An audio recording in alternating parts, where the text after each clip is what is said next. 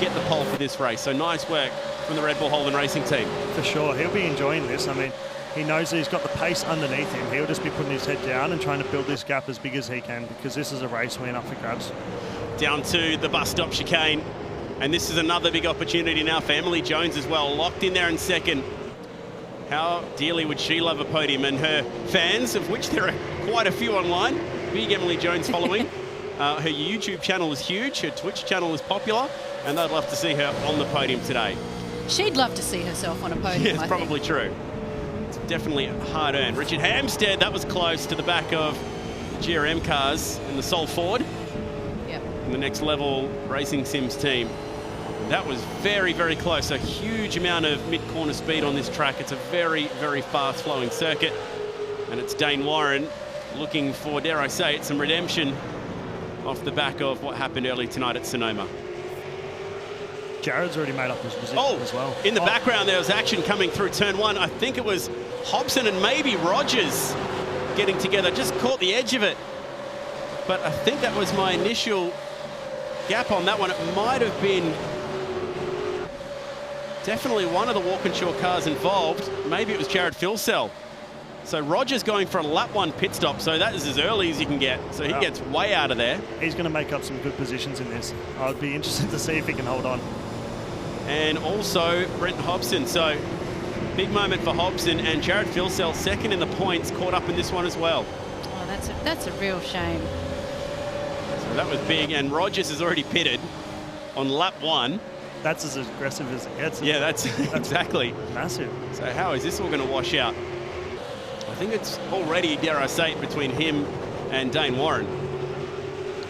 Because Dane Warren's got clean air as well. So the two guys with the clean air are going to really open up a bit of an advantage. For sure. Emily's holding in there really well, so credit to her. Doing a really, really good job. Sitting in there in second spot. Jake Burton looked like he was down the inside of someone down there at turn one.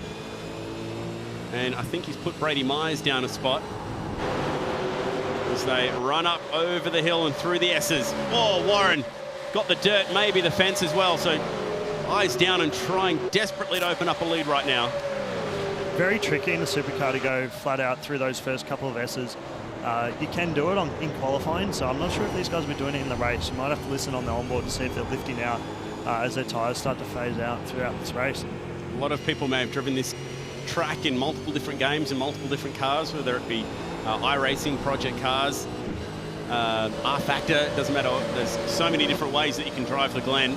And most of the time it is flat up through those S's, but it is, yeah. In a supercar, very, very difficult.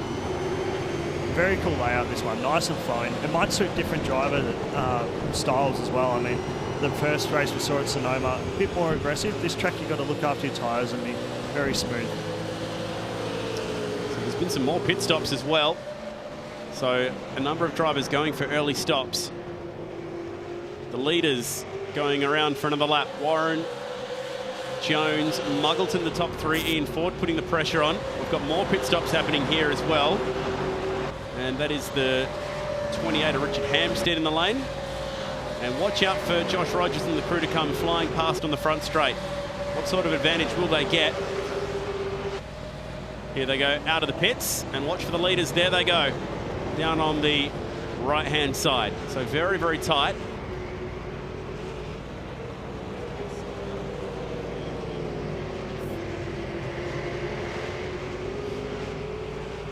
So it looks like Hobson's still in the lane after the damage picked up on the beginning of lap 2. So Warren's opened up a 1 second lead. When will he pit?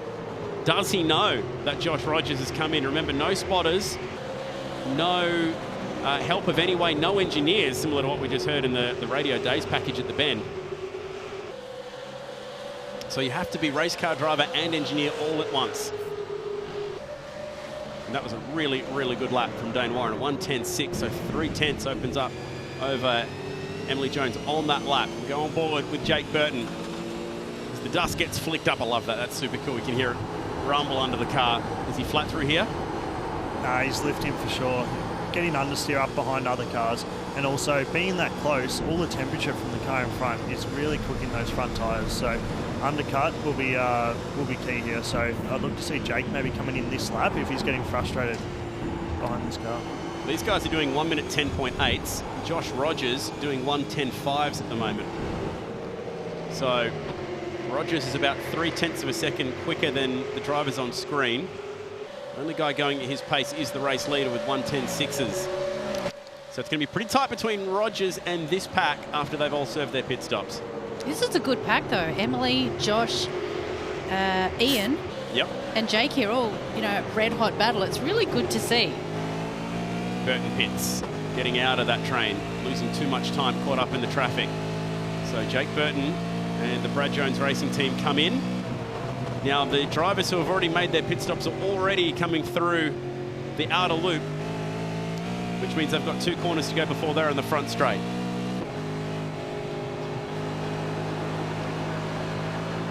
They're coming onto the front straight now, and it'll be very tight between them and Jake Burton. Oh, and almost in the fence. I think that was wild. Muggleton.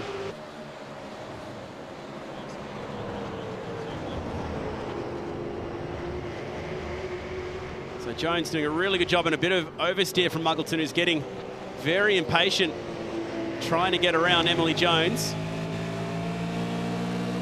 And I think Jake Burton's actually come out ahead of the drivers in that pack, so that's really important for him.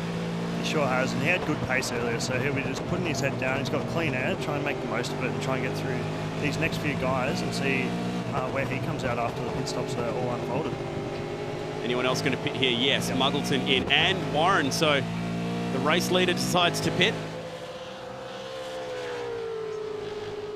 And Jones and the Boost Mobile team stay out. We've seen this from Ian Ford. He's one of the last to pit in just about every single sprint race we've had so far. He was the last to pit at Bathurst as well. On board with Richard Hampstead. Now he's third in the queue of cars who have pitted. Jake Burton, you can just see him up the road.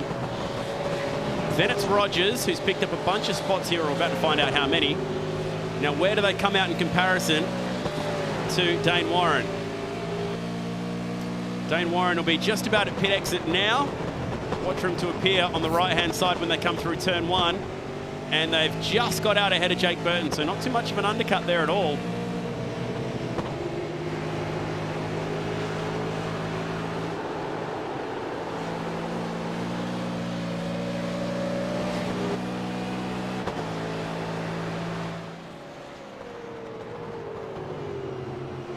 So tight between those who were first into the pits. Josh Muggleton looking pretty good here as well. First of those cars to have pitted, as Jones makes the really late call to pit.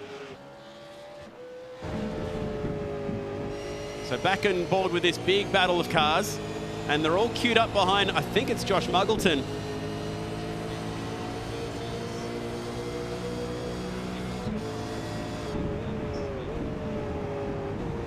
And he has got Jake Burton pouring the pressure on. So that's for the effective lead of the race out of those who have already pitted.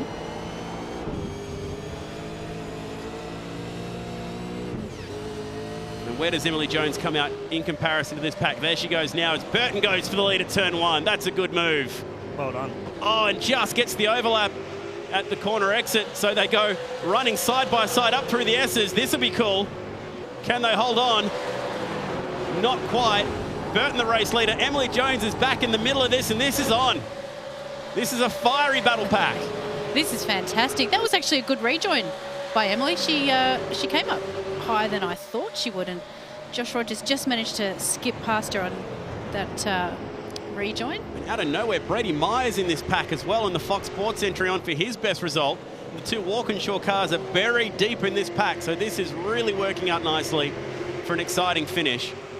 And Jake Burton, the effective leader of the race, but we're still to see Ian Ford pit. And how did Dane Warren lose so many spots in that pit stop process? Oh, contact! And that was Muggleton hard into the fence, and it was off the bumper of the Fox Sports car. So gloves are officially off at the Glen. And he's going nowhere. Stuck in the fence. That was huge. He's stuck on the racing line down there. Needs to get that car moving.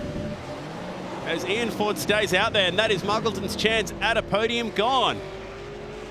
That'll be a penalty handed out after the race for sure. So what happened to start that? We know the 2 drivers involved, but we don't know how it happened. Defensive blocking by Myers, and then there was overlap, so straight into the fence. Great to have Dylan O'Keefe on the desk tonight. We also have a driving standards observer as well, watching the action, Craig Dontis, regular in the Super Utes. And that was dramatic. And what it has done is given Jake Burton just a bit of breathing room. Well, Monza and race 2, the reverse grid race, was the best of the first races, the first round of races in night 1. And this has definitely been the best that we've seen since, as Ian Ford and the Boost Mobile team pit.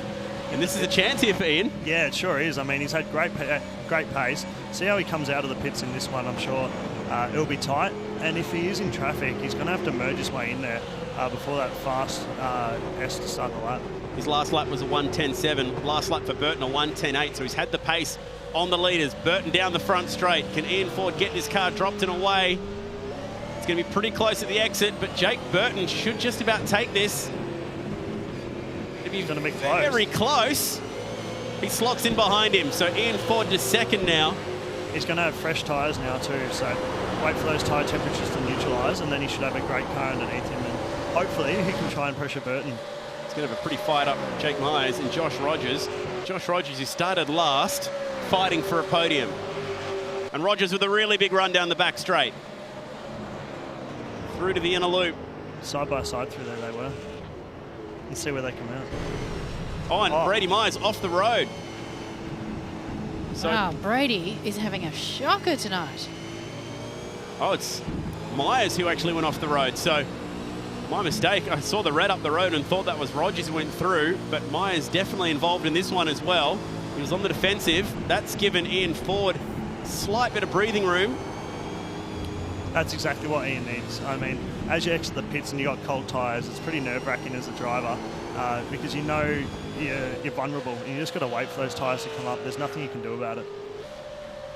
Man, I think we need reverse grid races every race. This is really good stuff. This is an outstanding drive by Jake Burton. He's had 2 top 5s so far. He's looking at his first podium, potentially first win.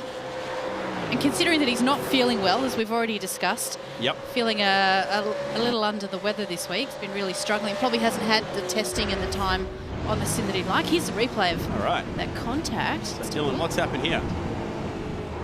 Yeah, just a racing incident. I mean, it was an aggressive move, but yeah, the door just shut on entry. It's hard to say who had the right line there.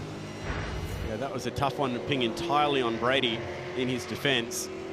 Yeah, Rogers thought he might have yielded, but he definitely wasn't. We know how aggressive Myers is, and he's not going to give up any track position. He's desperate for some points, that's for sure. So that drops Rogers back to 4th, and maybe with some damage. There was a bit on in the background as well. Drivers side by side. It might have been Philsell and Warren. Still unsure how Warren dropped all those spots during the pit stop. He was the leader of the race. Yeah, he was, and he was doing good lap times as well. Yeah. So yeah, it'll be interesting to see what happened there once the race is finished. We can have a look. Maybe just had a slow stop. Yeah, maybe. The Red Bull guys must have had an issue. Well, here is that battle. Madison down, Ethan Griggle, and that is Dane Warren in the middle. So we've got that move stuck on Madison down. Trying to march back through the pack. This has been race of the night. I feel for Josh Muggleton. He was on for a really good result. Would have been his first podium potentially. Now down again on the back of Dane Warren. Can't quite make a move at the inner loop. Has to be patient. I think Craig Dontis is going to be a pretty busy man off the back of this one. Yeah, he sure is. There's a lot to look at. So, Logitech data showing speeds of over 200 kilometres per hour. 5th gear. Do we get 6 before the left-hander? Just. And then back down through 3rd gear.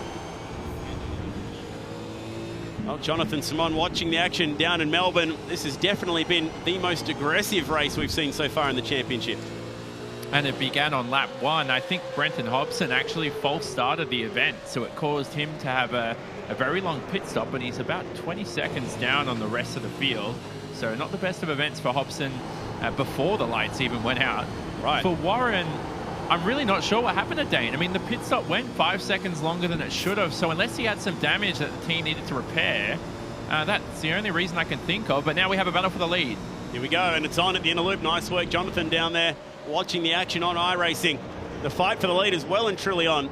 There was a couple car lengths between them through the inner loop, but there was multiple seconds only a couple laps ago. So Ian Ford has reeled in the Dunlop car. It's Brad Jones Racing versus Boost Mobile Racing. Gary Rogers for the race win tonight. Yeah, his tyres have come up to temperature, and look, Jake knows he's a little bit vulnerable. He had an early stop, so Ian's going to be using the best of the tyres that he has in these last final few laps. So go in, I mean, go for it. You've got the race win up for grabs. You can drop your worst race, so you've got nothing to lose in this one. Needs to have a crack now. 5th at Bathurst, his best result of the year. And how defensive is that down the front straight? He goes later on the brakes. He'll be looking to get the over and under, I reckon. Oh, not quite. Couldn't quite get that car turned back in to get the overlap up the hill. So the pressure is on. And if they keep this up, it might turn into a 3-car fight. Brady Myers 1.3 seconds back. And then there's a big train of cars fighting for 3rd. Turn 1, probably the best passing opportunity. Only spot that we've seen Burton go really defensive. The car's got really good flow through that section as well, so he can put it where he wants, and he'll be just trying his best to get off this corner as well as he can to set up through that final section through there to set up for turn 1. Do you think Brad Jones is watching online at the moment? Well, he was potentially his charge could Yeah. get his first race win, the Gfinity Supercars E-Series. I'll bet you someone's turned the website on for him, turned the probably computer on, and yeah. probably Macca. Yeah, Macca's a huge iRacing fan, has an account, and we'll go back down the front straight. So will he go defensive once more? Dying laps of this race at the Glen. Doesn't need to go defensive this time, has just enough of a buffer. Still the pressure pouring on. We had Brad Jones live in the studio for the first round. That was pretty cool. Yeah, I saw that. Cheer on his boy.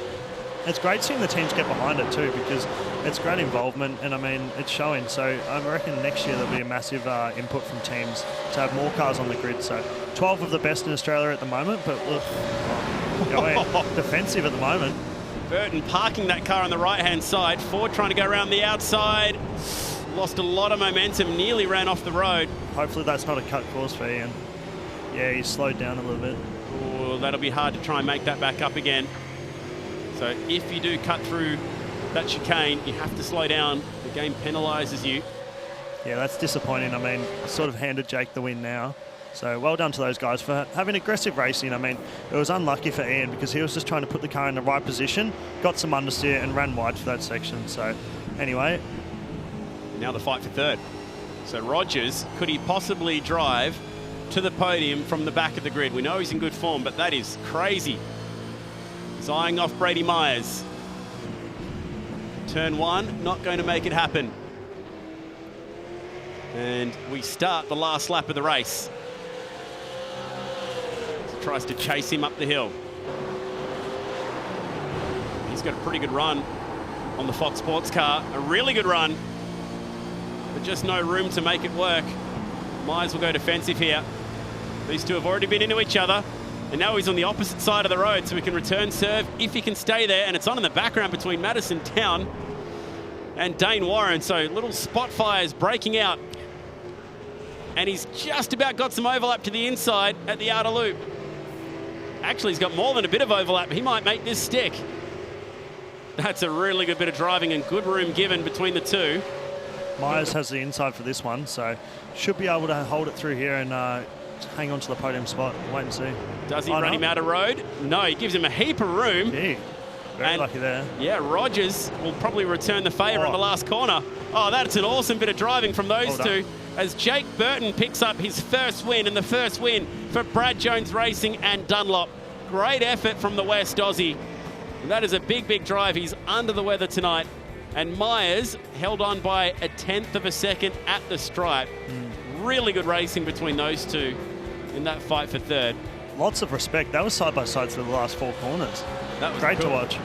Very, very good racing through the field. Gee, we didn't really know where to watch then. And Ian Ford picks up his best result. And that is a nice drive, his first podium of the year. And Brady Myers, there could be a little bit of investigation to what happened between he and Josh Muggleton, but you get the feeling that was either way a very well-earned third place. Oh, that was a great race to watch. Jake and Ian up the front, both battling for, their first race win of the season. Good to see. And Jake getting the win. Congratulations to him and all the Brad Jones Racing team. They'll be pretty happy with that one.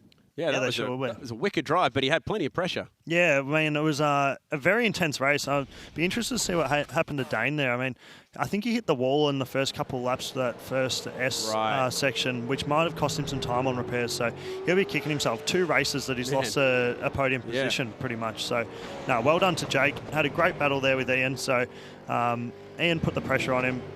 Didn't work out as well as he hoped, but still seconds, great points for the championship. So well done to all of those guys.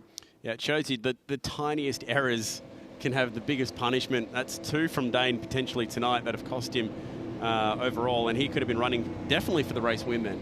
That's the thing, and I mean, these guys are the best in Australia, so if you lose 1 second, you lose a couple of spots. Like, there's nothing to it, so great to watch, very intense, which we knew tonight would be. I mean, sprint races, hang it all on the line, see where you come out. Yeah, makes me kind of miss reverse grid racing in the main game, because that's the sort of excitement we used to get. We did used to have some of the reverse grid racing in Super 2 as well back in the day. How do you reckon you'd go with reverse grid racing now? I mean, the teams might not like it too much because of a bit of a carnage. Yeah. But anyway, because it does this. Makes for great racing. Yeah, let's relive the highlights of race 6 in the championship, race 2 tonight at Watkins Glen in New York. And this was a really cool race. It was Dane Warren off the pole because he finished last in the opening race, and further in the background, that was a big moment. With that was Hobson. Hobson getting turned around and having heavy contact, and that was the moment there with Muggleton and Myers. Yeah. And maybe Muggleton moved over just slightly in the braking zone and really hooked that fence. Tough to see. Yeah, caught in the fence there. So it'd be interesting to see if Craig does anything about that one. So out of the pits, and it was Ian Ford sliding into second just behind Jake Burton. He had some really good car speed. Then this fight between Josh Rogers, who's we're fighting on board with, and bang, side-to-side, door-to-door contact with Brady Myers. So a couple there for Myers. And I hope he gets off, because he's already had 3 penalties this year. He needs a good race result. He's aggressive, so it's great to watch. I mean, Robin's racing, so well done to those guys. I felt like the gloves came off a little bit in that sprint race. We were talking about them all being very respectful of each other. I don't know. Yeah. I don't know. I feel like now it's crunch time. Now they're like, all right, well, I was going to give you a little bit of room earlier on, and now, no, I shut the door on you. It's almost as if the one-on-one battles are very respectful, and then we're in the pack and everyone's sort of all in there together. That seems like it's, I don't know, each man for themselves. Yeah, it is. I mean, it's every man for their own. And you don't want to lose heaps of positions. If it's 1-for-1, there's a bit of respect. But when they're coming out of the pits, you got to go for it. I mean, if people are vulnerable, you got to make up the spots. All right, so Jake has said that he's pretty much got the plague tonight, Jake. But despite that, you've been able to drive to the victory. I'm looking forward to hearing your voice. Are you a bit croaky tonight?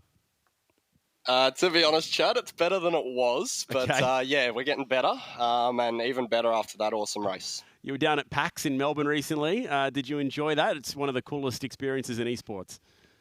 Yeah, absolutely. It's cool to see the culture that there is in gaming and that sort of thing, as well as the competitive environment. So I actually got to go last year to compete in a sim event, but didn't quite get to see everything. So this year I got to have a bit more of a look around. We're just having a look at a replay here of the finish of the race. Jake, are you going to hit Brad Jones up for some sort of race winner's bonus after this race win? Is it in your contract? It should be. Oh, yeah. Test driving the Super 3 car probably wouldn't be too much, would it? But don't ask, you don't get. Exactly.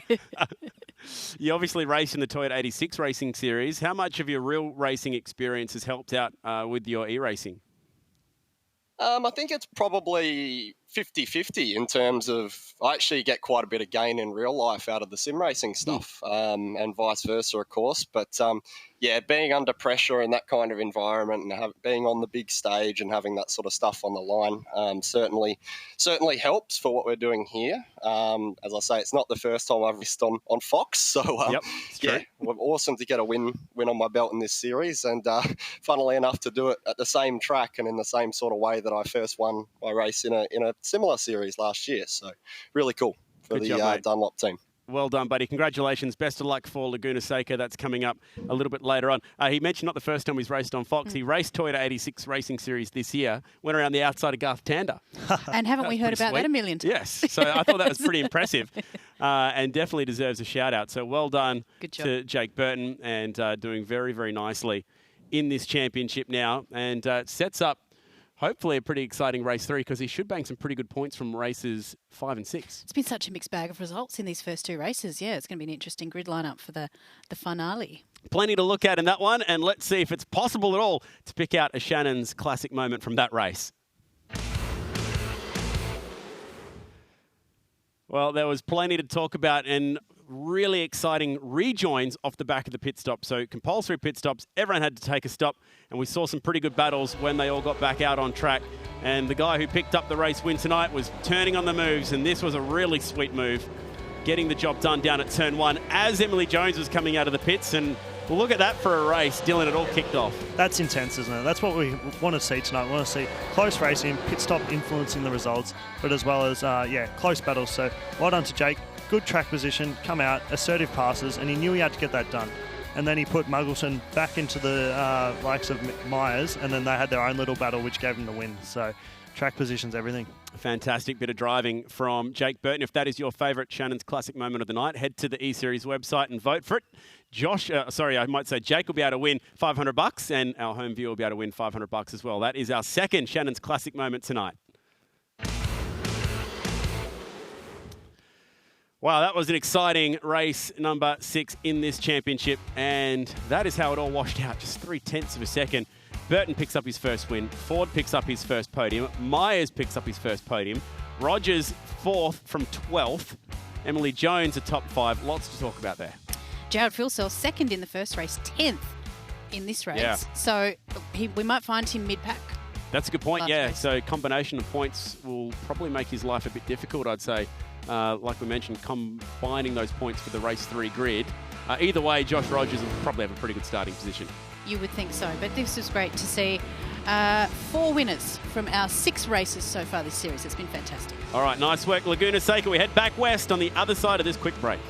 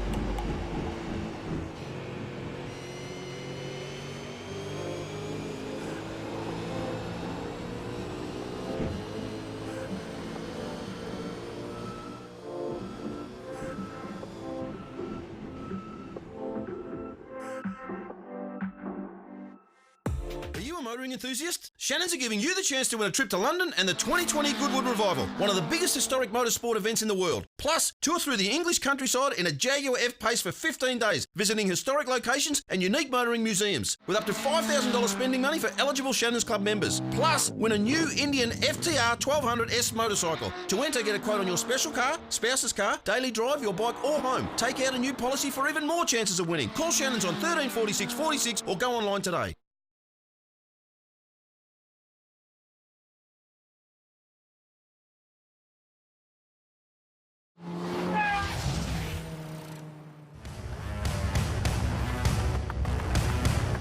Trouble here with the wildcard Kostecki brothers entry. This will actually trigger a start delay.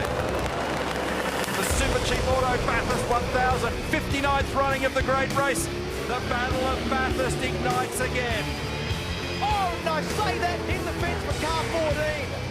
Dude, that door is not. There you go. Chaz Boston, cool move, up the inside, P2. Jamie on the dirty side of the road. Does he squeeze into third? Yep. Yes. Well, look after Bremer. So the slightest mistake, you go from first to third. Safety car. Car number 35 in the wall. Reed Park. The safety car. It's crossed up sideways on the run to Reed Park. Oh, off the road for Rulo. Oh, Gardner gets out in the grass. It goes sideways. Thought about it. Oh, man, he's had a big lock up the lane. Touched both. The Tickford cars have come together at the end of Conrod. A disaster. Over and out for Mostyn. You can almost see that coming. That has gone in massively hard. That's a belting. That did not turn right. Internationals are in the sand trap. There could be trouble over this. If you do that to the field, then you could end up with a pretty severe penalty. It's a bump and grind session all the way down to turn 1 between Stanaway and Jacobson. We've got Heingardner in the fence. It's going to boil down to 6,213 metres of car racing. The fans have gone crazy at the top of the hill. He thinks about in stories. He gets to the most critical corner in the country.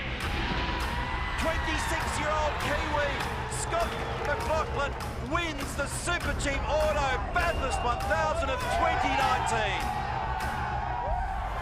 That was about as big of a great race as we've ever seen. Complete bedlam from start to finish. 161 laps of just pure action.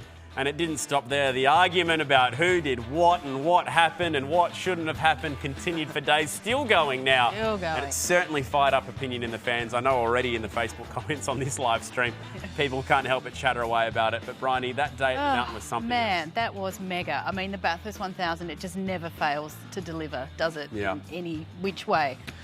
And it's got to be your goal, Dylan, to eventually, say you're on the grid for that race. Yeah, I mean, I'd love to be on the grid for the Bathurst 1000. Hopefully in some time soon. I mean, I would have loved to be on the grid this year. Unfortunately, it didn't happen. I mean, I've got limited Supercars experience, so I'll be looking forward to hopefully next year having a good crack and hopefully be a co-driver in the great race. And your team were really, really close to piecing together an amazing result. We'll start with the 34. I mean, that car was really quick and was good towards the end of the day, but other teams, not so much luck. How about Tickford? I mean, yeah, that's very disappointing for Tickford. They had two fast cars. I mean, both of them could have been on the podium, if not in contention to win. So, obviously, Waters in disgust with Mostert. So, yeah, How that one played out. That was huge for Anton De Pasquale.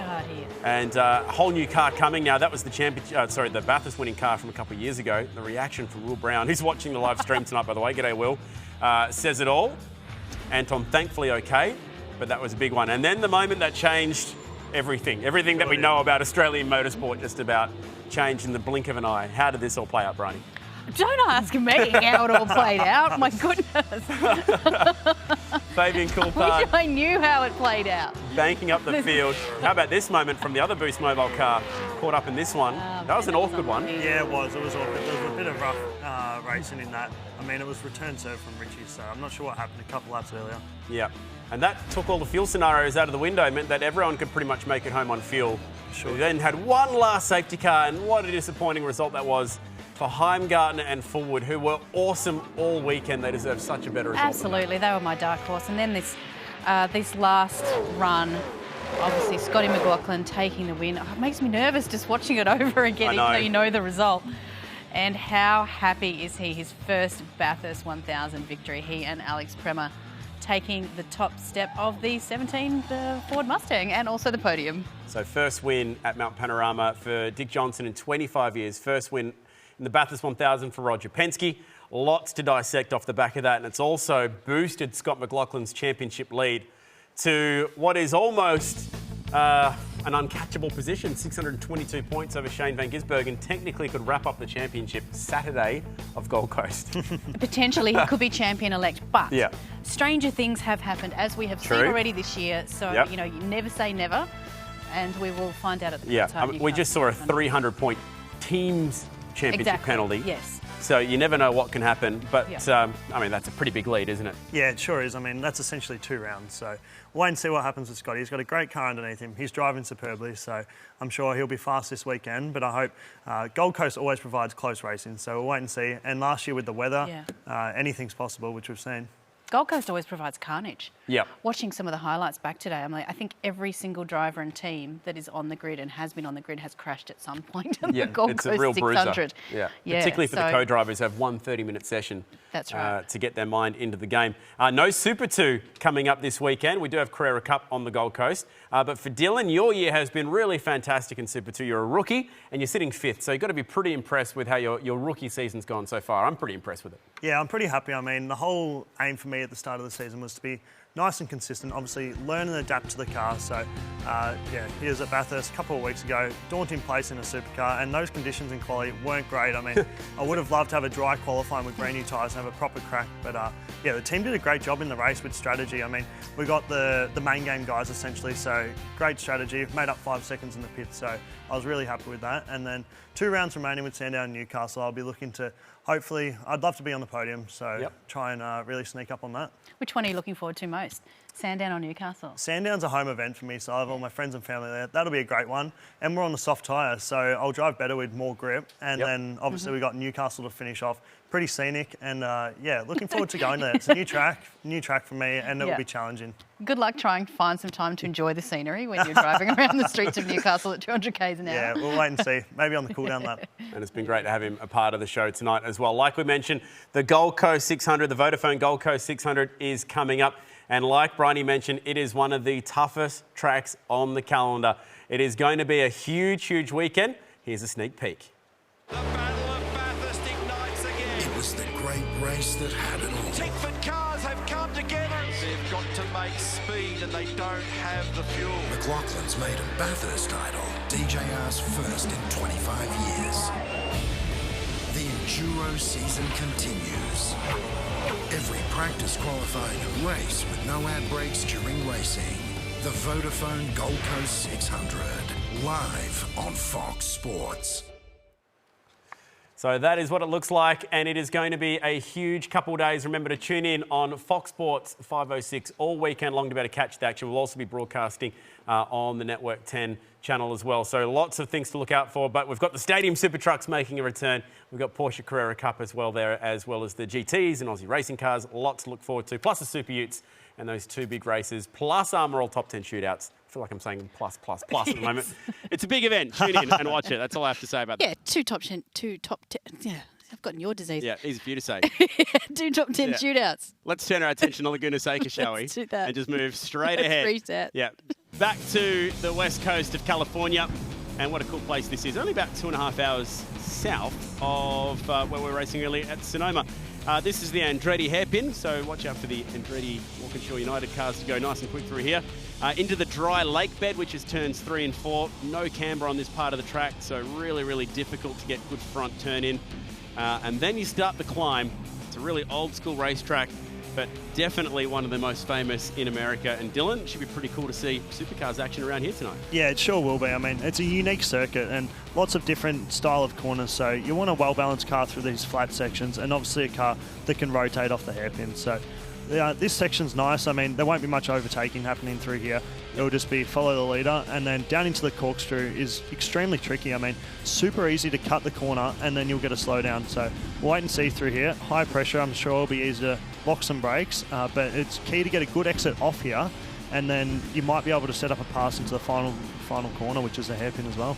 That is a 5-story drop from the top of the corkscrew down to the bottom, 10 stories down to the bottom of the rainy curve as well. So a huge amount of undulation as you run back down towards the start-finish line. Really tight last corner as well, so maybe some sneaky passing manoeuvres there later in the race. Once you start to get desperate, obviously it's a bike circuit too, so you've got the bike grid, a really fun place to race. And it sets up a grid like this, and with our 2 race winners bagging some points, they'll be off the front row. Ian Ford has bagged some good points tonight. He's 3rd on the grid. Yeah, well done. Yeah, starting alongside Jared Filsell. His teammate Ethan Gould a bit further down. Brady Myers has held on to a pretty good starting spot tonight. Poor Josh Muggleton, it has not been his night. Back at the grid again. And Dane Warren with some cars to pass as well. He'll be really quick off the back of the grid. So looking forward to that one. Emily Jones coming out of 9th. That is your grid for the final race of the night. Race 7, back in California for Laguna Seca. So a reminder, pit stops and strategies to play out. I think Dane Warren could be a candidate for an early stop. Absolutely. Well, he's got to try a different strategy, doesn't he, to the race leader? He's got to try something different. Looking forward to this. Jake and Josh, both of our race winners tonight, off of the front row. I mean, Josh obviously has the form, but I don't think Jake is going to give this one away easily. And I'm sure Brad and Kim Jones, who I believe are watching online, are hoping the best for him too. And I have heard that they're heading out into the garage to build a Super 3 car for Jake. Yes. If you missed this earlier, Jake decided that he believes that his winning prize for winning a race tonight in the E-Series should be a Super 3 test drive. So we do have Kim and Brad watching on right now. So the gauntlet has been thrown down for them. And I'm sure they're about to text me going, oh, hell no, that's not happening. You can have a free hat. All right. I'll take it. Let's go racing at Laguna Seca. Watch out for the Dunlop car starting outside row number 1. And we are off and running at Laguna Seca. And that is a really good start from Madison Down. And he picks off Jared Filsell early. And he might just try and sneak to the inside of Ian Ford. He's got the overlap. And he might just take the spot as well. So really good start, Madison Down, from 5th to 3rd in a couple of corners. And it's Josh Rogers, once again, who leads the field, although the fight for 3rd's not over yet. A lot of respect shown between Down and Ford, and this is the best spot to watch it from on top of the roof of Jared Filsell. Yeah, you can run side by side through these corners, so lots of respect shown on the early laps. We'll be waiting for the race to settle down. Ian's just ran wide there. He'll be kicking himself with that. Now all the drivers are getting up beside him. Even his teammate, Ethan. I think the trainer's about to go past him here at the station. Yeah, he's going to lose multiple spots and push wide. That was tight between he and Brady Myers. Brady gave him as much room as he could. He's aggressive, Brady. You'd be worried if he was in your mirrors. I like his style. There we go. Corkscrew for the first time. Side by side, Mayers and Hampstead somehow sorted that one out. Huge tank slapper for the Fox sports car. A good catch through Rainey and then down through turn 10. That was a wild moment. Bit on in the background there as well. Looked like Muggleton getting the job on Hobson. Here's Emily Jones to the inside of Brady Myers. Good move. That's Great a really move. good move. Textbook. Gets it done. And they'll still go side by side through turn 1 over the hill. So frantic first lap, bit going on. And definitely the pick of the bunch is Madison Down, up from 5th to 3rd. That's a really solid start. No one brave enough to come in for an early pit stop. Remember, we have higher track temps here, so we are expecting higher degradation. And Myers has actually got back around Emily Jones there. And she might lose another spot here because Dane Warren, with a really good run, moves to the inside at turn 4 and makes it stick. Great move. He noticed those cars ahead of him, had a bit of understeer. They struggled to get to the apex. He made it, got a great exit, and there's another car pass. So hopefully he can have a clean race in this one. First 2 races didn't go his way. Obviously got a fast car underneath him, so hopefully he can make the most of it. Shows just how damaging the damage is to your race, because it can cost you multiple seconds in the pits for the slightest run. Down through the corkscrew. What a cool corner that is. The fight is on here for 3rd. It's Jared Filsell all over the back of Madison Down. The Shannon's car. Filsell could be an early candidate here for a pit stop, but it's way too early to get home on tyres from here. Big slide from Ethan Gould. You can see Ethan running back up inside the top 5. He's got his teammate behind him. It's not been a great start for Ian Ford. I was just about to say that. Ian Ford has dropped a few spots, unfortunately, and is being harassed by Richard Hampstead in the lone Ford in the field. But this battle, this is good. Jared Filsell and Madison Down as Emily Jones becomes the first to pit. Yep, Jones dives into the lane. So we'll drop to the back of the pack.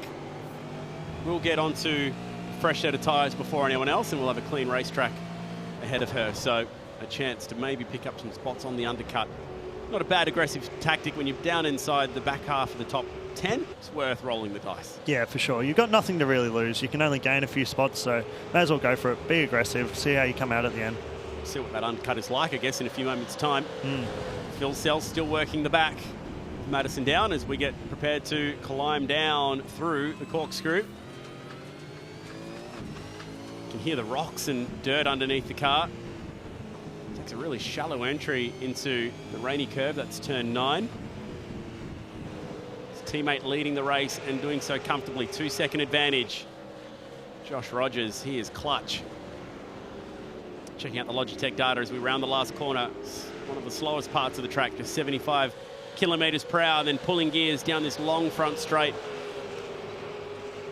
A lot of people talk about how exciting the corkscrew is, but a lot of the bike riders really love turn 1 because the whole bike gets light, the front wheel pops up in the air, it's flat out, 6 gear, really cool part of the track. Yeah, that'd be challenging in a bike. Be pretty scary stuff. This place is scary enough in an open wheeler, let alone on 2 wheels. For sure. On board now, once again, with Jared Filsell. Helmet cam. How cool would it actually be if we were able to put cameras on helmets like they do in IndyCar? Bit of oversteer, dropped a wheel off that corner. So more cars pitting, and it is Dane Warren who takes the early stop. So Warren out of the pits and ahead of Emily Jones. It's amazing how set up and how loose these cars are, and they can still be fast. Like Jared has had 3 or 4 moments in this lap already, and he's still hanging there with Down. So obviously to have the cars fast, they've got to be loose. Over the top again. No change for position yet. That elevation, that's amazing, isn't it? I mean, just the graphics on this game to make that translate Seem what so it is. realistically. Very cool, isn't it? Yeah. So Josh Muggleton sits in between Emily Jones and Dane Warren. That's Warren out the windscreen. They're the 3 drivers to have pitted so far.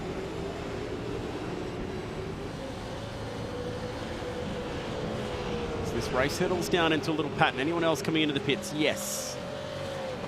We have Richard Hampstead in the lane. Had an off night for Richard. He was really strong in round 1. Yep. I think that's the changing gear as well. When they're all here using the Logitech equipment, we saw such different results to what we're seeing when they're back home in their own sims. Yeah, you get really comfortable with your own equipment. I mean, I'd hate to know how many hours these guys are spending each week on their own gear. And it's what you're comfortable with. You know how it operates. I mean, having it go on the Logitech gear before, it was excellent. But having everyone on the same gear would be more interesting. And also, these guys are doing their own setups in iRacing for the car. So that plays a massive part in these cars too, to get outright speed.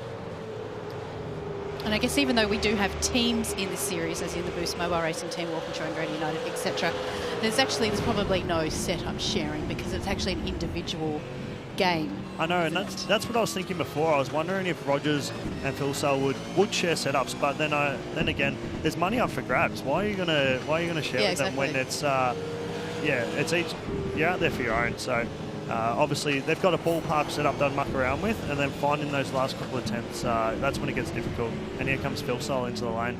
All right, so this should be pretty exciting. Will Jared pop out ahead of Dane Warren? It looks like Warren's had his hands full fighting with Richard Hampstead and the guys who were out of the pits earlier, so that might have cost him just a little bit of time.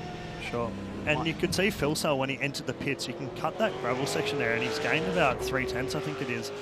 So that's the experience playing into it. He knows where these little secrets are on this track. I think there is actually a slowdown at the pit exit, so you can get away with it at entry. Yep. But Jonathan Simon was telling us that they are quite strict on the pit exit, so you can't quite get away with it down in the last corner. Here is the battle at the rejoin. And there is Brady Myers, who also came into the pits. And here is the 22 of Filsell. And the pressure is on.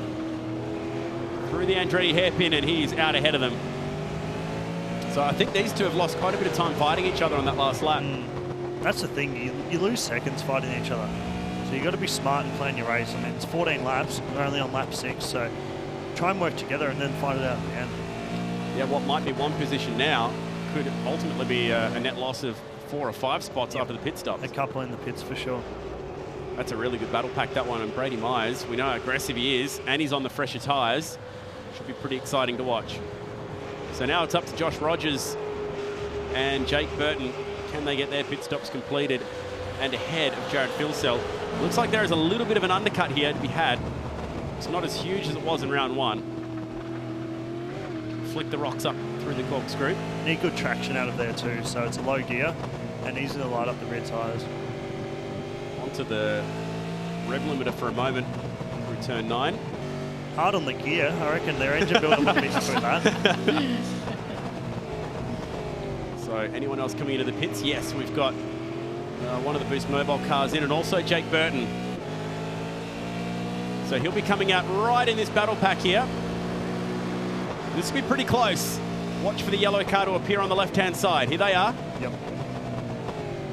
Up here. Oh, good move. That was tight between Hampstead and Warren, and I think that's been enough for Burton to clear these guys. Now, did Burton get out ahead of Filsell? Yes, he did. Filsell's lost out a spot as well to Madison Down. So Madison Down, one of the big movers through the pit stops. So they were fighting each other before the pit stops, and afterwards it's exactly as it was. Yeah, it stayed the same. So there we go. Not too much tyre deg on this circuit, and it's extremely difficult to overtake. I mean, as we saw before at turn 1, it's more pressure racing. You got to make them outbrake themselves and slide underneath. So super tricky to do when you're racing some of the best drivers in Australia. It's not easy for them to make a mistake, but. So now the leader pits, and the fight will be on between Josh Rogers and the man we're watching left of frame, Jake Burton. And we know Josh was a little bit weak earlier in the previous races on that first lap. So Jake just has to be close enough that he can use the warm tyre advantage. But I feel like Josh is going to be too far ahead. That was a pretty smooth move through the pits from Josh Rogers, and look at the aggressive driving through the pit exit. It's so tight down here. Remember, really designed for motorcycles. So very, very awkward re-entry, and he's absolutely maximised that. He's got that done really well. That was perfect. Absolutely perfect. Quickest driver on the track at the moment last time round was Jared Filsell, 124.4. And Dane Warren, 124.7. Brady Myers, 124.9, the only drivers in the 24s. So the race now has gone through the pit stop procedure. Rogers, Burton down the top 3. Then this battle pack between Filsell and Ethan Grigg-Gould, who's just come out of the pits here in 5th. Dane Warren to 6th. I mean, ultimately, that's a pretty good result for Dane Warren off the last row of the grid. Yeah, that's a good capitalisation on some points. Yep. After the disaster that his night started with. He'd be pretty... He won't be happy with that. No. But he's made the most of a bad situation. Yeah, from 11th up to 6th. Muggleton 12th to 10th is a pretty good move. And Emily Jones filling the pinch. She was first to pit, and those tyres may be going off. She turning around 126.7 last time by, so either that car's got some damage or those tyres are hurting. And Jared's under pressure too by Ethan, so Ethan's got a good car underneath him, and Jared's not as fast as he's been in some of those other races, so Ethan needs to try and get some good points here. I wouldn't be surprised to see Warren ranging on the back of these two in a couple of laps either. He seems to have the pace, and he could potentially be fighting for the 4th place. Oh, that's tight.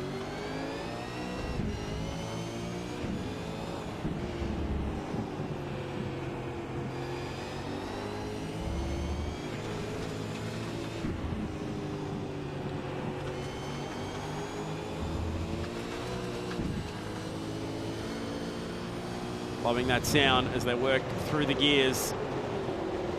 Working lap 9 of 14, last race of the night, race 7. From here we head off to Europe in a couple weeks' time in the lead up to the Penrite Oil Sandown 500 and the last stop of the Pertec Enduro Cup. Watching that fight for 4th. Filsell under pressure from Ethan Grigg-Gould. Hawkinshaw Andretti United versus Boost Mobile Racing. Some pretty cool tracks coming up in the next few weeks. We've got the Nürburgring and Zandvoort And a change to the next round sees Imola replace Le Mans. So we were going to be running at Le Mans. They're probably smart choice to replace Le Mans. It's a very, very long lap around there. Sure is. It'll be a 3-lap race. Yeah. But Imola's excellent. That's a very good track. It's got some tight chicanes, so I know a supercar is great to drive around there on iRacing, so I'll be looking forward to watching that online back at home. Nice work. Great to have Dylan. We'll give you a shout out. O'Keefe on the coverage. Great to have him here. Justin Rouge, you did a really good job a couple of weeks ago on the desk. Scott Pye for round 1 as well. Yeah, it's fantastic to have supercar drivers' insights, but also such keen sim racers as well, giving both sides of the story. It's fantastic.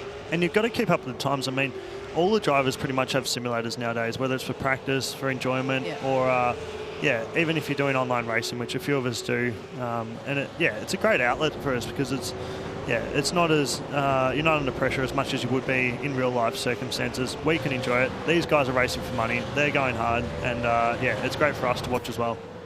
Yeah, that's the thing. They are racing for real money, and some of these big teams have really cherry-picked their drivers. Certainly, that was the case with Walkinshaw Andretti United and the Boost Mobile team. Oh, that was close. Jared Filsell nearly threw it away then. It's just starting to open up a gap here over Ethan Grigol. Sits Rogers, Burton down the top 3. Flicking up a little bit of dust once again. For the Walkinshaw Andretti United pair, Bryony, they're going to be enjoying their weekend. Going to be up on the Gold Coast. Indeed they are, yes. They'll be in the Walkinshaw Andretti United garage. We saw Jared at the bend, didn't we? We did, yes. It's going to be good to have both of them there. And I might actually ask them, Dylan, about whether they do have any team orders or not team orders, I should say, but more setup. Do they share setup and strategy beforehand? It'd be interesting to know, because I know that when I'm racing back at home, we have the Discord going with our mates in the background, have a bit of a chat, think about strategy as well, when you're going to pit. And you can combine your data. It makes it a lot easier, especially for fuel numbers, tyre data, and stuff like that. So much better working as a team. But in this, you got 12 drivers. I think it's each for their own. Well, the other fight to watch is the other Boost Mobile car. So the two Gary Rogers cars are on a charge at the moment. And this is Ian Ford. Through the windscreen, it's Dane Warren, and they're fighting for 6th. Pressure is on here. Oh, that's a big slide, and this is a chance. But he's going to have to make it stick at the corkscrew. That is a tough move to make it, and it's not going to happen there. An early pit stop for Dane Warren, so the rear tyres might start to feel the pinch. Been really impressed with Ian Ford this round as well. He's really been more aggressive than we've seen him in previous rounds. Here he goes. Here we are. This could be a key moment of the race. He's just thrown that to the inside and makes it stick. That's a really tight spot to make that one work down at turn 11.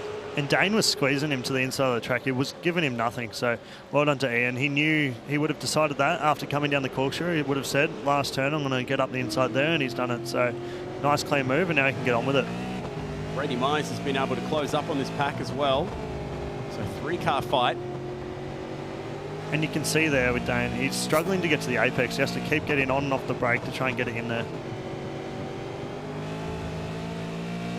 So is that rear locking then? I think, no, he's just struggling with understeer, I reckon. He's on the brakes and then he's having a couple of goes at it. Get a little bit more weight over the nose. Get that car turned in. Mid-corner, 2.5 laps to go. Rogers, Burton down the top 3. And this awesome fight that has been raging for a few laps now. They look really evenly matched for pace. I thought Ford was going to drive away from him. Hasn't been able to do it. We'll go very close through the corkscrew. Yeah, only a couple of laps remaining too, so this is all out now. Yep, it's time to go. See if Dane can do return serve down the inside. Ian will be smart enough, I reckon he'll cover. All right, let's see. Turn 11, where does he park that Boost Mobile car? Leaves the door open, but the Red Bull car is not close enough.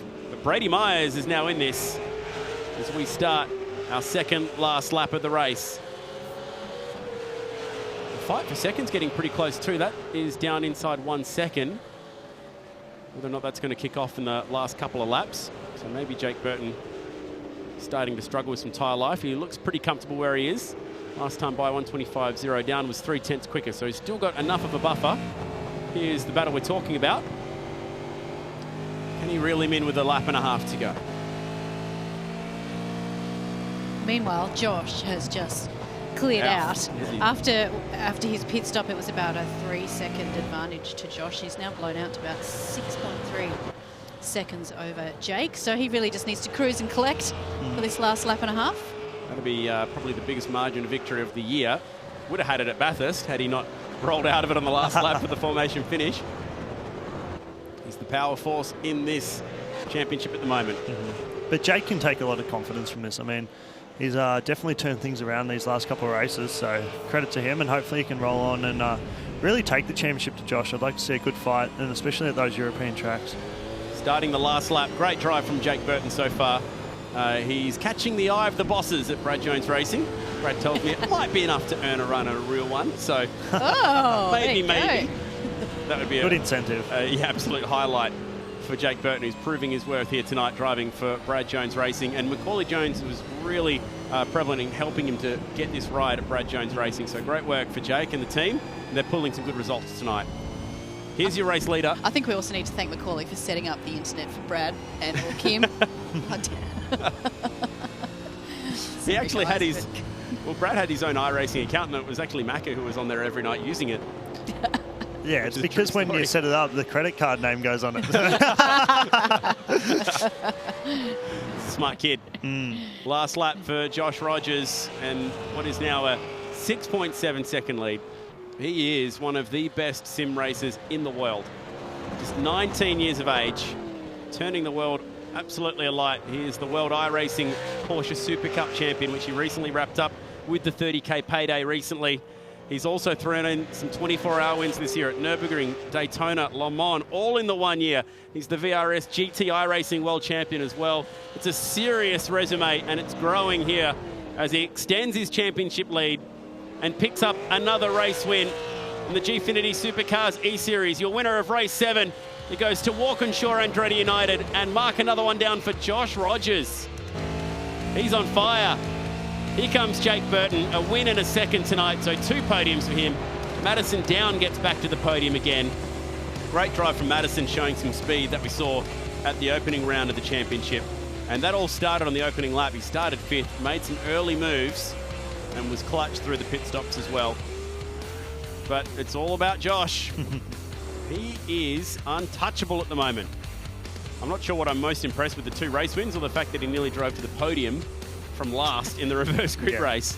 But either way, that was a pretty stout night. There's no stopping him, is there? He's super consistent, and especially if he's going to drop his worst races, what is it, a 6th? A 6th and a 4th so far. He's got 2 4ths and a 6th. The rest are 2nd, 1st and 1st. Yeah, unbelievable. Yeah. So they're going to have to do some serious work and some study for the European races to try and etch that gap. So, no, it's a credit to Josh. I've raced against him. He's a great competitor, and yeah, super hard to beat.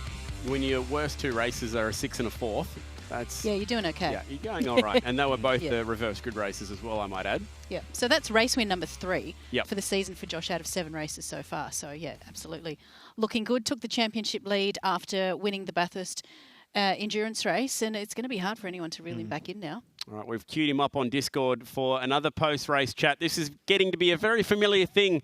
Josh, congratulations, mate. That was a really superb drive. Well done. Yeah, cheers. You know, we got thrown a little bit of a spanner here with the track temperature, so it was an interesting one to get used to. I think we had mid-40s or so, so it was all about kind of trying to take it easy initially, kind of like you would in a real car, I suppose, trying to really build up to it and gain the confidence over the run. But yeah, all in all, I can't be any more pleased with all the results tonight. The boys put in a lot of effort, and hopefully it's the team enjoyed it. We're checking out a replay of you crossing the finish line there. You headed to the Gold Coast this weekend, I hear. Yeah, so obviously looking forward to meet up with the guys at Walkinshaw, as well as Jared. He'll be tagging along at the Gold Coast this weekend, so it'll be good to enjoy some real supercars action and before we get back into it for round 4 in the European rounds. Is this you live doing the burnouts now? Potentially. That's awesome. It's the first winners interview we've ever seen with someone doing donuts. That was awesome. I was wondering why you sounded a bit distracted. Can we ask for some requests? We want to see a perfect figure 8. Alrighty. It's turned into an expression session here. Let's give him a mark out of 10 here, Dylan, for the figure 8 burnout. I reckon he's practiced this before. Oh, gee, this is pretty good. Not bad. All right, he's even given it the Will Davis tap on the fence. Yeah, exactly. Well done, Dylan. Score out of 10 for that one. Oh, it's got to be an 8. Figure 8, yeah. Figure 8. An 8 out of 8 for the figure 8. Josh, well done. You're the championship leader. You've got to drop your worst races. A 6th and a 4th at the moment. It's looking pretty good. Yeah, obviously, consistency is the main focus in this championship. Obviously with the reverse grid race as well, much like the Porsche Esports Super Cup, it's always important to make sure that you're scoring good points in those races, because those are the kind of ones where anything can happen. So, those need to be your banker races, and then you can have a little bit more of a go in there. Yeah, I think your drive off the back of the grid at Watkins Glen was even more impressive than the 2 race wins. Congratulations, mate. We'll see you on the Gold Coast this weekend. Thank you. Look forward to it. Well, that was a pretty good performance, capped off with the perfect burnout. Love a good burnout. Yeah, Who doesn't by request now as well. By request. Which is pretty impressive. Lots of highlights to break down from Laguna Seca. Watch the green car off the start of the race. That is Madison down in the Shannon's Commodore. And Dylan, that was a perfect start. The 0 to 100 on that would have been mint. It was. He drove that away superbly. And then, sadly for Ian, he left the door open and lost out a couple of spots there, trying to be assertive to get past Jake. But, sometimes it doesn't go your way at all. So, Madison, he's got the experience. He's been racing these cars for so many years now. He can walk them away and, pick up those spots early on. Yeah, that was a really aggressive move down the inside in the opening couple of corners. Dane Warren fighting here with Emily Jones in the workplace law entry.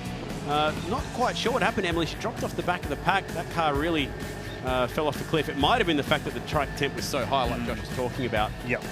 And then the pit stops. And I call him a kid. This kid was amazing through the pit entrance and pit exit sequence. That was absolutely maximised. Get him out ahead of Jake Burton, who would hold on to second. So a win and a second tonight for Burton. Looking really strong in the championship as well. And all the way to the checkered flag. Congratulations to Josh Rogers, who extends that championship lead. But a few different results to watch out for. They're disappointing for Emily. She rolled the dice with the early pit stop. I guess tyre life might have been the question there.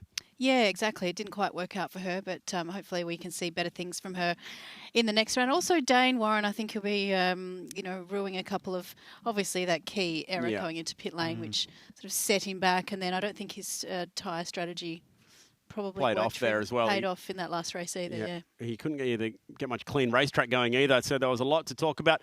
And it also is now time to wrap up our final Shannon's Classic moment of the evening. Let's check it out. Well, there were some pretty cool moves placed late in the race, and Ian Ford was a guy on the march. He's a new dad, so I reckon he could probably do with $500. Let's check out how this played out for Ian Ford at turn 11. Late in the race on old tyres. Dylan, that was a cool move. Yeah, it was a superb move. So credit to Ian. He set it up, and look, he did it superbly well. And as you said, he needs the $500, so give it to him. He's a new dad, and he's driving the Boost mobile car, so well done, Ian. He's a Gary Rogers boy, so obviously he's got your tick of approval, Dylan. But Bryony, that was a clutch move. Needed to get that one done. Yeah, absolutely. Good to see Ian finding some form this round. And I guess the good news is that fans can now vote for their favourite Shannon's Classic moment. Got 3 moments, so head to the Eseries website, vote for your favourite, and we will be announcing that on the following episode. You might win yourself $200, $500, I should say. That is our final Shannon's moment of the night.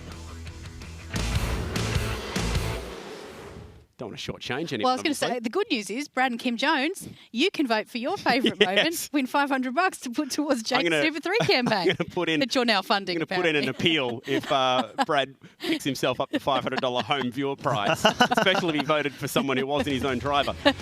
Let's check out the final result, 7.3 seconds. In what was that, a 14-lap race or something? That is an absolute smashing. So Josh Rogers, he's in hot form. Jake Burton driving really well tonight. That's the best night we've seen from him, despite having, as he put it, the plague. Yes, that's right. Yeah. He'll be very happy with those results. Madison down third, Jared Filsell in fourth, and as we mentioned, a good job by the Boost Mobile Racing guys, Ethan Griggold and Ian Ford, fifth and sixth. Dane Warren, the lone Red Bull Holden Racing Team entry, down in eighth. Richard Hampstead, ninth. Josh Muggleton, Brent Hobson and Emily Jones all having nights they'd probably rather forget. Yeah, particularly Josh Muggleton, who was on for a really good result earlier at Watkins Glen. There's a little bit to dissect still off the back of that, so don't go anywhere. It's been a long night, and we're going to wrap it all up on the other side of this.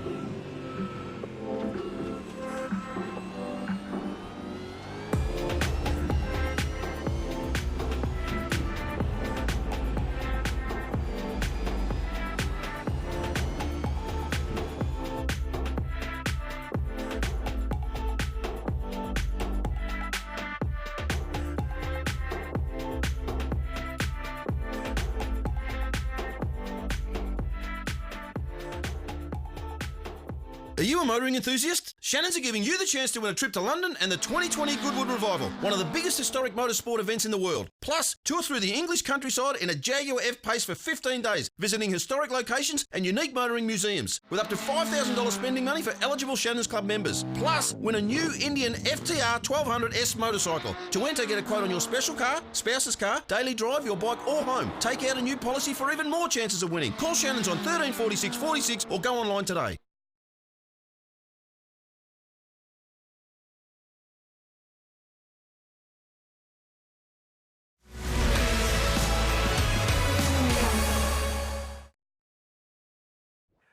Thanks to Shannon's, you could be riding away with this amazing Indian FTR 1200S. Plus, there's also a trip to London up for grabs for the Goodwood Revival, a retro festival set in the 40s, 50s and 60s. There's lots to win. To enter, just go to shannons.com.au to request a quote. It's been a big night of racing. Round 3 of the Gfinity Supercars E-Series, brought to you by Shannon's, and 2 out of 3 ain't bad for Josh Rogers. A really sublime effort driving for the Walkinshaw Andretti United team. He even picked up the pole award to boot, and that is a very commanding night, but an entertaining night all the same. Yeah. I think Watkins Glen was the highlight. Watkins Glen was fantastic. Yeah, that was good racing. And I think all the Walkinshaw Andretti United team, don't laugh at me. No, it's fine. We'll be celebrating. I'm sure Ryan Walkinshaw is tuned in as usual because he loves his online racing. Yep. So congratulations to them again, but it's making for a very interesting second half of the series. Can't wait. Dylan, I know you do a lot of online racing, particularly iRacing, with these guys. What have you sort of picked up about their style tonight and how they race? I mean, they leave nothing on the table. Like every little bit of that track they use. So maybe I need to take a leaf out of their book, especially unique stuff you can do on sim racing. I saw they're braking on ripple strips and things like that, and especially pit entry and pit exit, they use in every single millimetre, and they've practiced that numerous times. So of course they're going to be experts at it, but great to watch, fantastic to see, and get an understanding for how they drive these cars. And might be a little bit different to what we do in real life, but when I'm back on the sim at home, try a few of these things. I think when you race these guys and you have a chance to go one-on-one with them, what have you noticed in terms of your speed in comparison? Can you run similar lap times to them, or are they like guys like Josh, are they just out the front door? Yeah, I mean, I've raced Josh a few times this year, and he's definitely quick. It's hard to get close to him. I'd love to have a look at his data, because even me and my mates talk about it. We say, how can he be that quick? Like, you brake a little bit later, you're off the track. If you do this, you run wide. So I'd love to, you can run Motec data actually on the simulator. So I'd love to, Josh, if you're listening, send me your data and I want to have a look. Yeah, right. Yeah, from Walkinshaw across to Boost Mobile Racing. I'm not too sure I like your chances. You'd probably get a better chance hitting up someone like Ethan or Ian, who seem to be in pretty hot form tonight. For sure. So Ethan and Ian did a fantastic job. Solid championship points for them.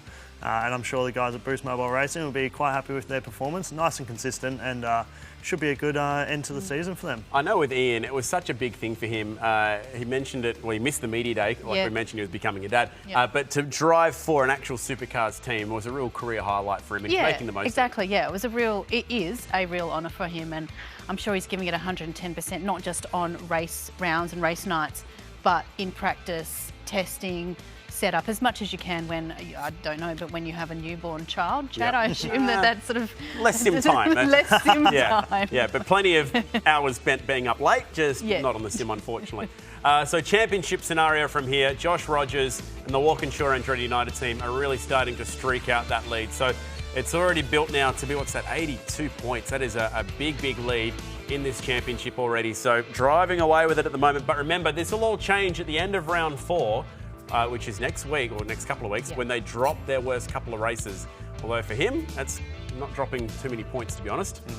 No, exactly. And surprising to see Dane Warren has, dropped again down to position 6 on 224. He'll be looking to make amends for that. Yeah, and Jake Burton a third. That's huge. So Jake's night has absolutely been capped off there. He's come flying up the order. I wonder what the bonus from Brad Jones Racing is for a third place in the championship. You get a hat and a shirt. Hat and a shirt. Which is you get the meal deal. Lucky you. So that's a nice effort from Jake. He's gone up from 7th to 3rd now. So he's the big mover. Yep. And it just goes to show you have a couple of consistent races and it can elevate yourself up into the championship points, and it's going to be fascinating once we take away those 2 rounds from everyone to see where we're truly placed in terms of championship, can't we, for that? Bryony, I hope you liked the USA. We're off to Europe next. I love Europe. Yeah. Never been there, but I'm sure you'll love it virtually when we go there. In a couple of weeks' time, we've got the Nürburgring. That's going to be huge. Zandvoort, which is a tricky one. Not as well known as a place like the Nürburgring. It is the GP circuit, I might mention, not the full Nordschleife. And we've changed Le Mans to Imola, which has got Dylan's tick of approval. Yeah, I rate Imola. I've raced at that a few times on the sim. Never in real life, but I'd love to go over there and give it a crack. But I know that track is extremely technical, a few chicanes, which is Supercar love. So see how the boys go, and hopefully the Boost Mobile team can try and get up there a few more spots, which will be nice for when I'm back watching at home. Yes, absolutely. Dylan, thank you very much for joining us. Best of luck for the last 2 rounds of the championship, and we hopefully want to see him on the grid next year, somewhere up and down pit lane. Absolutely, no doubt at all. It's a pleasure having you here tonight. Thanks, Dylan. Thank you very much for having me. I've enjoyed my time. All right, well, remember, the Vodafone Gold Coast 600 is coming up this week, and you do not want to miss the action in the Virgin Australia Supercars Championship. It's all happening, and there's so much to talk about off the back of Bathurst. Thanks for your company tonight. We'll see you in a couple of weeks when we go racing in Europe. This has been the Gfinity Supercars E-Series, brought to you by Shannon's. Bye for now.